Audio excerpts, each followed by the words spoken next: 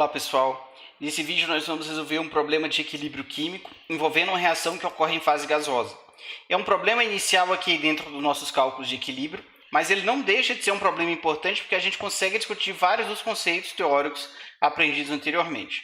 O enunciado diz: considere a produção de etileno a partir da decomposição de 1 mol de etano, tal como mostra a reação a seguir.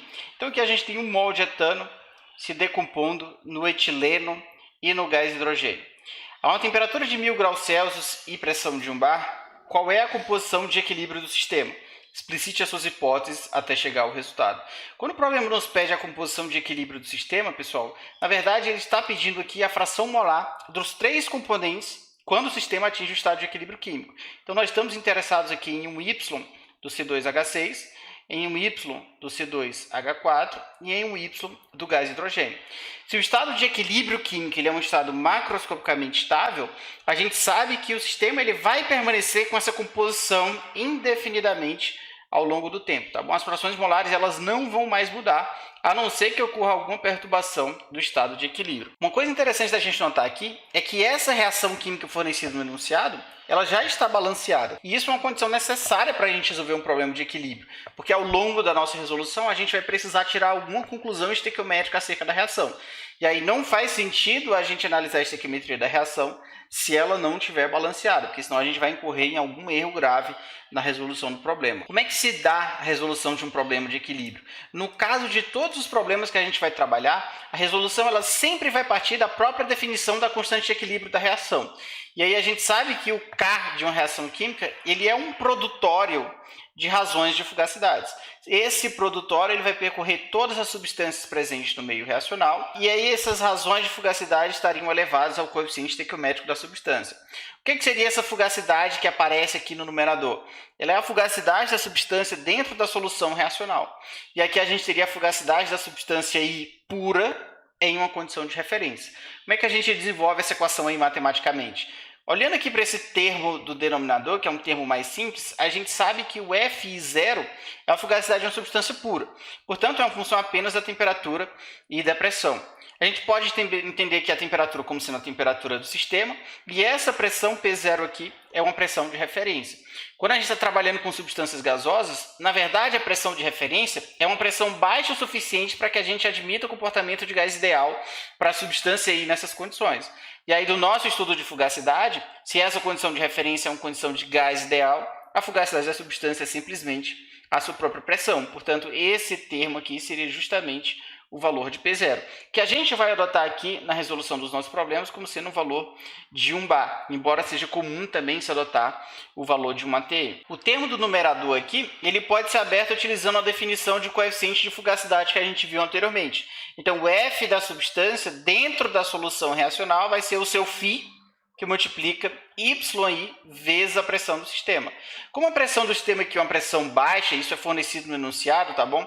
O valor de P aqui é igual a 1 bar. Na realidade, a gente pode admitir que essa solução gasosa reacional, ela se comporta de acordo com o modelo de mistura de gases ideais. Então, todos esses φs que entram aqui vão ser iguais a 1 e, portanto, o termo do numerador seria simplesmente o YI, que multiplica a pressão. Então, rearranjando um pouquinho aqui essa equação, no final das contas a gente obtém a expressão que eu trago ilustrada aqui para vocês, tá bom? Que seria a equação de base para resolver equilíbrio químico se a solução gasosa reacional se comportar de acordo com o modelo de mistura de gases ideais. Aqui nós teríamos o K da reação, portanto, se a reação acontece a 1000 graus Celsius, nós estamos falando do K aqui na temperatura de 1000 graus Celsius. Aqui a gente teria a pressão de 1 bar, e a pressão de referência também é igual a 1 bar, tá bom? Foi uma coincidência os dois valores serem iguais.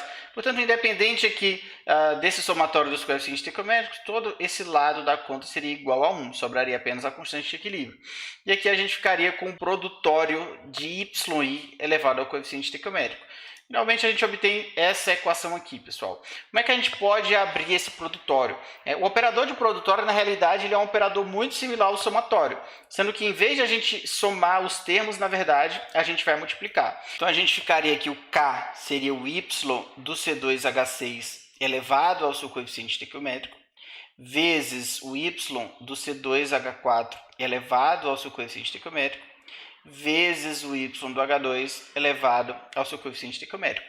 E aqui a gente precisa voltar lá em conservação e lembrar de que, na verdade, o coeficiente estequiométrico ele vai ser negativo para reagente e positivo para produto. Então, por mais que o número que apareça aqui na reação para o C2H6 seja de 1, na verdade, como ele é um reagente, isso aqui seria menos 1. Isso aqui seria mais 1. E isso aqui seria mais 1. No final das contas, se a gente mexe um pouquinho aqui na equação, a gente teria que o K seria o y do C2H4 elevado a 1 vezes o y do H2 dividido pelo y do C2H6, sendo essa aqui a equação que a gente vai utilizar para resolver o problema. No caso, determinar as frações molares dos três componentes. Como é que a gente calcula o K da reação? E calcular o K da reação nunca é um grande problema para a gente. O nosso maior problema sempre vai ser calcular aqui a composição. Na realidade, a gente lembra que existe uma equação que relaciona o K de uma reação ao seu ΔG padrão da reação. E aí a gente sabe que o ln de K de uma reação é menos o ΔG padrão da reação, que divide RT. Como o K é uma função da temperatura, a gente tem que lembrar que quando a gente aplica essa fórmula, na verdade, o K que a gente está calculando, ele está na mesma temperatura do ΔG padrão da reação, que é essa temperatura que aparece aqui no denominador da conta. A nossa tabela de dados termoquímicos, na verdade, ela não está pronta para a gente resolver o problema de uma forma extremamente direta, porque os nossos dados são a 25 graus Celsius e a nossa reação, na realidade, ela acontece a 1000 graus Celsius. Então, qual que é o nosso passo a passo? Primeiro, a gente vai calcular o K da reação a 25 graus Celsius. Depois, a gente calcula o K na temperatura de interesse, que é justamente o K que entra aqui dentro dessa conta, tá bom, pessoal? Então, vamos por parte. Calculando aqui o K a 25 graus Celsius. A primeira coisa que a gente tem que fazer aqui é calcular o ΔG padrão da reação a 25 graus Celsius. E aí a gente lembra que o ΔG padrão de uma reação é definido como um somatório do coeficiente estequiométrico de cada substância vezes o seu ΔG padrão de formação correspondente. Então, se a gente aplica essa fórmula aqui, considerando essa tabela de dados, a gente teria aqui o coeficiente do C2H6 é menos 1, vezes o seu ΔG padrão de formação, portanto, a gente está falando aqui de menos 32,84, mais o coeficiente do C2H4, 1, vezes 68,15, mais o coeficiente do H2 vezes o ΔG padrão de formação, que seria igual a zero. Resolvendo essa conta aqui, a gente obtém 100,99 kJ por mol. Então, percebam que isso aqui está em kJ por mol, né? Os ΔGs e os ΔHs padrão de formação, portanto, o nosso resultado também vai estar em kJ por mol. Vamos aproveitar e calcular o ΔH padrão da reação, que vai ser necessário mais na frente. Então, a mesma ideia, a gente só teria aqui o ΔH em vez do ΔG. Ficaria menos 1, que seria o coeficiente do C2H6, que multiplica menos 84,68, mais 1 vezes 52,26, mais 1 vezes 0. Né? Aqui também o ΔH de formação é zero, porque a gente está falando do hidrogênio. O hidrogênio aqui seria um elemento. Fazendo essa conta aqui, a gente obtém 136,94 kJ/mol. Então, voltando aqui ao nosso objetivo inicial, que na realidade seria calcular o K da reação a 25 graus Celsius, a gente teria que o ln desse K seria menos 100,99 dividido por 8,314 vezes 25 graus Celsius em Kelvin daria 298,15. Agora percebam, pessoal, que esse valor que a gente calculou aqui, ele está em kJ por mol. Esse valor de R que eu coloquei aqui, ele estaria em Joule por mol Kelvin. Se isso aqui está em Kelvin, como o resultado do ln tem que ser um número adimensional, no final das contas a gente vai ter que passar isso aqui para Joule por mol, ou passa o R para kJ por mol. Na verdade, eu vou multiplicar aqui por 10 ao cubo, então estou passando o numerador para Joule por mol, e aí a gente obtém, tirando a exponencial, já fazendo todas as contas, que o K 25 graus Celsius é 2,025 vezes 10 elevado a menos 18, lembrando que esse aí é um K constante de equilíbrio, portanto, isso é adimensional. Então, o que significa esse valor do K ter dado tão pequeno, aqui na ordem de 10 elevado a menos 8? Se a gente olha para a equação aqui de base que a gente vai utilizar para resolver o problema, a gente vê que isso é o produto das frações molares dos produtos dividido pela fração molar do reagente.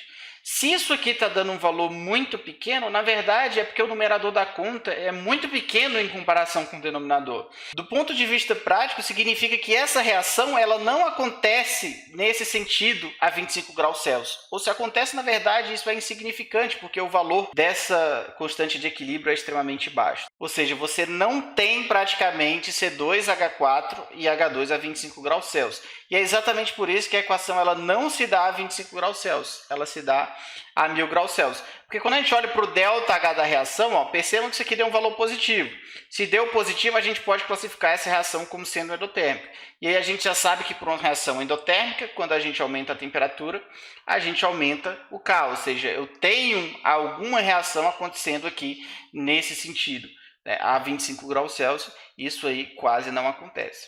Agora, lembrando que isso aqui não resolveu ainda o nosso problema, tá bom, pessoal? Isso aqui seria o K a 25 graus Celsius, que a gente vai chamar aqui de K1. Como é que a gente pode calcular o K na temperatura que a gente precisa, que seria o K a 1000 graus Celsius? Eu vou chamar isso aqui de K2 para simplificar.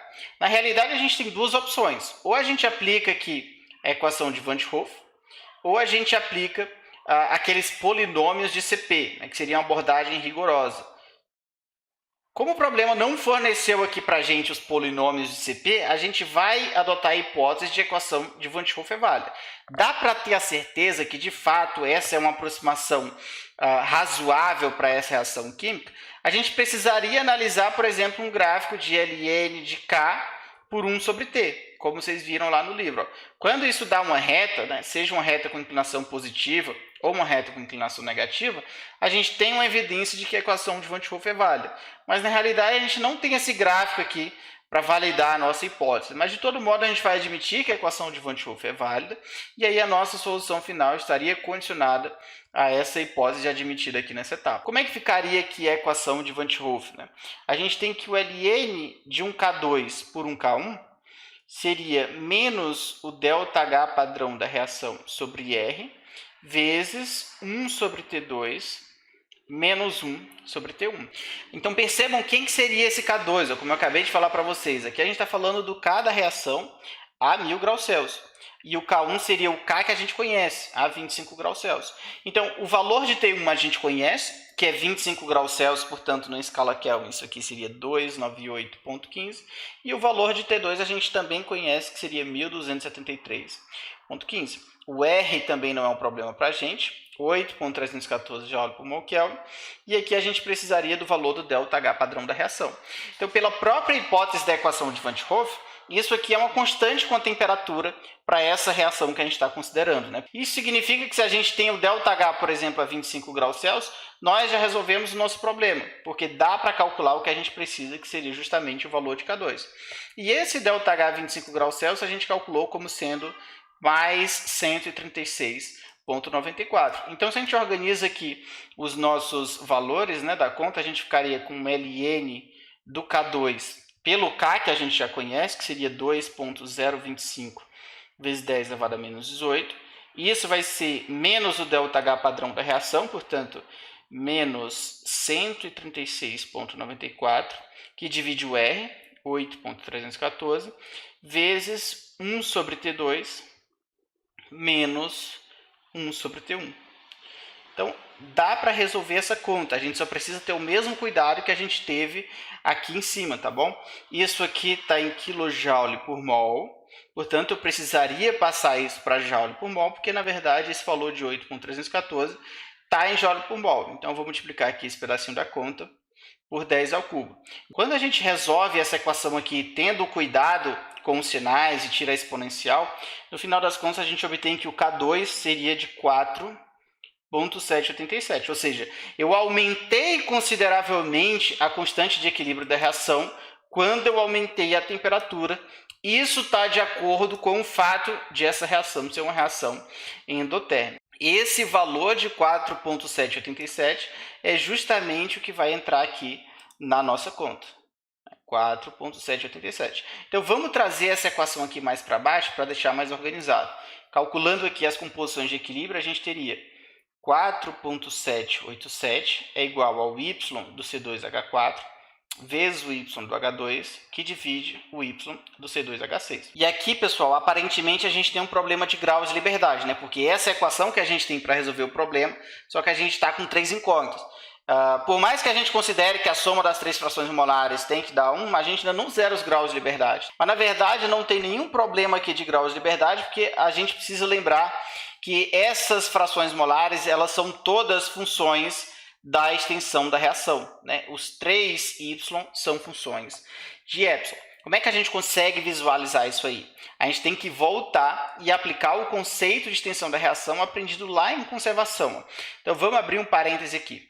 A gente sabe que, na verdade, para todas as substâncias que participam da reação, o número de mols num dado instante, no caso que a gente está considerando o instante de equilíbrio, é o número de mols no instante inicial, mais o coeficiente estequiométrico da substância vezes epsilon. Então, a gente pode aplicar isso aqui para o C2H6, a gente pode aplicar isso aqui para o C2H4 e a gente pode aplicar isso aqui para o próprio gás hidrogênio. Como é que vai ficar o número de mols inicial do C2H6? O problema já informa para a gente que, na realidade, você alimenta 1 mol do etano, né? Então, seria 1 mol de etano alimentado. Então, isso aqui seria 1, mais o coeficiente estequiométrico dele, né? Que se a gente volta aqui na realidade, é menos 1 vezes epsilon. Então, mais menos 1 vezes epsilon. Para o C2H4 e para o H2, você não tem alimentação, né? Os produtos eles não estão lá no tempo inicial. Então, isso aqui seria 0, isso aqui seria 0. O coeficiente estequiométrico dos dois, se a gente volta aqui na reação, na verdade, seria mais 1. Né? Então, vai ficar mais 1 vezes epsilon, mais 1 vezes epsilon. Eu estou interessado em frações molares, pessoal. Portanto, eu somo aqui esses 3 N's e a gente sabe que o somatório, no final das contas, vai ficar 1 mais epsilon. Então, quem que seria o Y do C2H6 aqui? Seria o número de mols dele pelo número de mols total. Então, seria 1 menos epsilon, que divide 1 mais epsilon. O Y do C2H4 é a mesma coisa, então vai ficar epsilon, que divide 1 mais epsilon. E para o hidrogênio seria também epsilon, que divide 1 mais epsilon. Agora sim a gente tem condições de resolver esse problema, porque a gente tem uma equação resolvível. Temos uma equação e uma incógnita. Então, 4.787 vai ser epsilon, que divide 1 mais epsilon, né, que seria o Y do C2H4, vezes o Y do hidrogênio, dividido pelo Y do C2H6. Então, a gente consegue cancelar aqui alguns termos da conta, por exemplo, isso aqui cancela com isso aqui, e aí no final das contas a gente vai ficar que 4.787 seria epsilon quadrado, que divide 1 menos epsilon, por 1 mais epsilon, tá bom? E aí quando a gente resolve essa conta aqui, pessoal, com calma, no final das contas a gente teria 2 possíveis valores para epsilon, né? O epsilon ele poderia ser mais ou menos 0.9095. 0.9095. Qual que é o valor que vai interessar aqui para a gente? Não faria sentido a gente pegar esse epsilon negativo, porque, por exemplo, se a gente volta aqui com um valor de menos 0.9085 e calcula um Y do H2, a gente estaria calculando a fração molar negativa. A mesma coisa aqui com o C2H4. Então, no final das contas, nos interessa apenas esse valor aqui de mais 0.9095. Acabou a resolução aqui? Não, porque o problema nos pede a composição de equilíbrio. Então, a gente substitui aqui, ó. Vai ficar 1 menos 0.9095, que divide 1 mais 0.9095. Aqui é a mesma coisa. Vocês veem que vai dar a mesma coisa, porque seria epsilon por 1 mais epsilon. Então, a gente está falando de 0.9095, que divide 1 mais 0.9095. Então, no final das contas, fazendo a conta aqui para o C2H6, a fração molar vai dar 0.0474 e aqui vai dar 0.4763 para qualquer um dos dois, totalizando aí a soma dos 3 y sendo iguais a 1, tá bom, pessoal? Essa era a ideia que eu queria passar para vocês no exercício, né? A gente consegue entender qual que é a estrutura básica de um problema de equilíbrio químico. Qualquer dúvida que vocês tenham ficado, eu estou à disposição. Um abraço e até o próximo vídeo.